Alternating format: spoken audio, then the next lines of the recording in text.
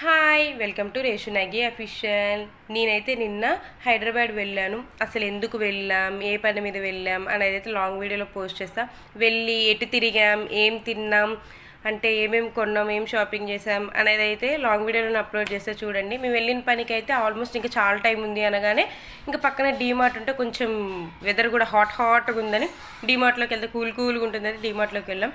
ఇంకా మేము వెళ్ళిన పని అయితే ఆల్మోస్ట్ మీకు ఈ వీడియో చూస్తే అర్థమైపోతుంది ఎందుకు వెళ్ళానా అని. ఇంకా వెళ్ళిన వర్క్ వెళ్ళేసరికి 2:30 అయింది ఆల్మోస్ట్ అక్కడ టైము. ఇంకా లంచ్కి వచ్చేసరికి పక్కన బార్బిక్యూ నేషన్ ఉంటే దాంట్లోకి వెళ్ళాం మా మమ్మీ, నేను, మా తమ్ముడు. ఇంకా వెరైటీ ఫుడ్ అయితే మస్తు ట్రై చేసాము. టేస్ట్ అయితే ఆల్మోస్ట్ యావరేజ్గా ఉంది. నాకు ప్రతి ఐటెం యావరేజ్గానే అనిపించింది. ఒక గులాబ్ జామ్ ఐస్ క్రీమ్ మాత్రం ఫుల్గా తిన్నాను. ఇక్కడైతే పాన్ ఐస్ క్రీమ్ ట్రై చేసి ఇదైతే ది వరస్ట్. అసలు టేస్ట్ అయితే నాకు అస్సలు నచ్చలేదు. ఇంకా అన్ని ఐటమ్స్ కూడా కొంచెం అయితే టేస్ట్ చేసాం. చూసారుగా మొత్తం అంతా ఖాళీ చేసామన్నమాట. ఇంకా లంచ్ చేయగానే పక్కనున్న చార్మినార్, పక్కనేం లేదు రండి, దూరమే ఉంది.